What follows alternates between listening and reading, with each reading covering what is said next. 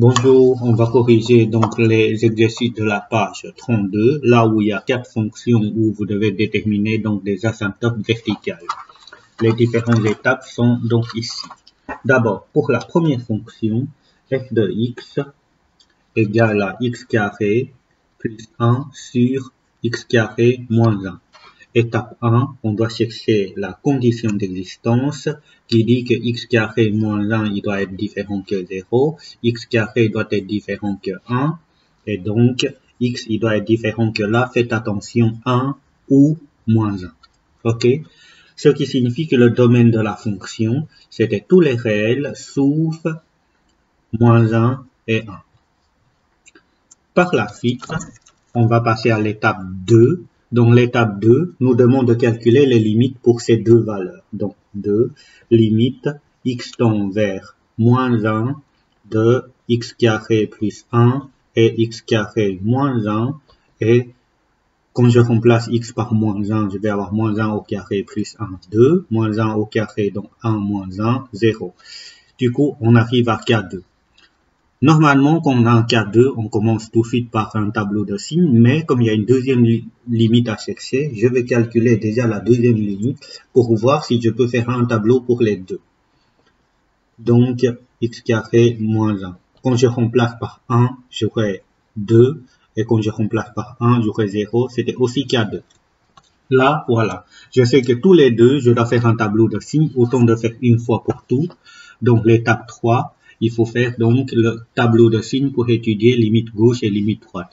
Donc, dans le tableau de signes, je dois avoir x carré plus 1, x carré moins 1, et en dessous, c'est la fonction.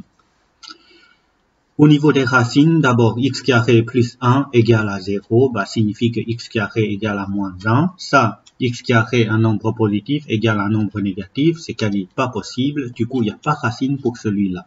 Et pour celui-là, les racines, c'était moins 1 et 1. Ok?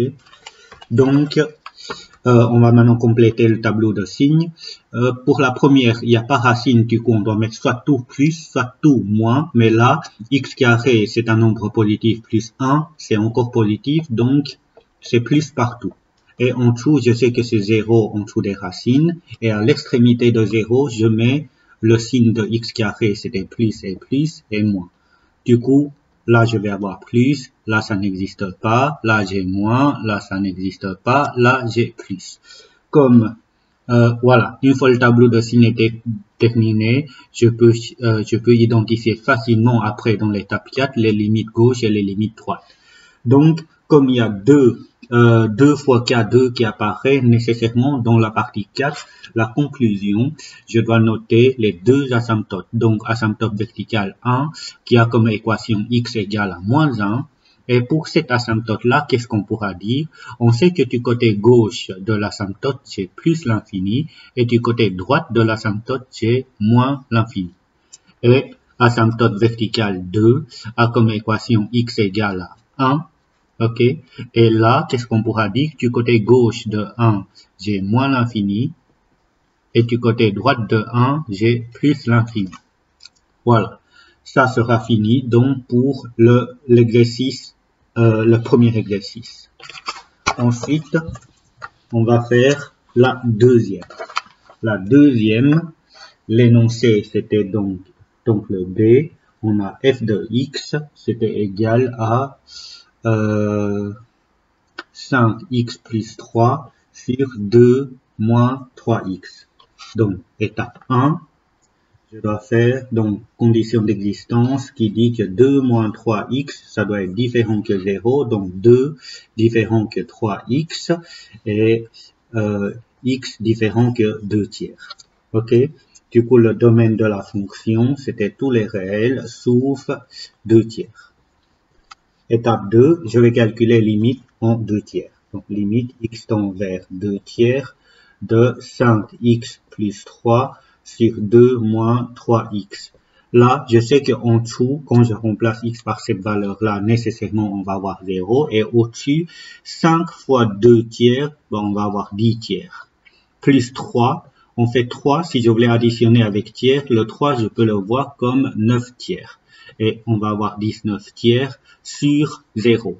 De toute façon, j'ai un nombre sur 0, donc c'était le cas 2. Donc, K2, ce qui signifie qu'on doit passer maintenant par un tableau de signes. Donc, un tableau de signes X, et au-dessus, je vais avoir donc 5X plus 3. En dessous, je vais avoir 2 moins 3X et f de X. Voilà. Maintenant, pour les racines.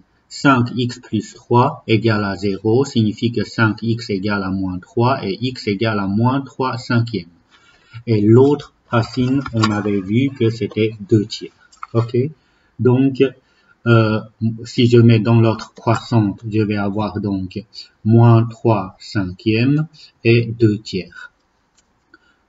Cette expression-là s'annule en ceci, en moins 3 cinquièmes, et à droite de 0, je dois mettre le signe devant le x, c'est-à-dire plus, puisque c'est 5 et moins.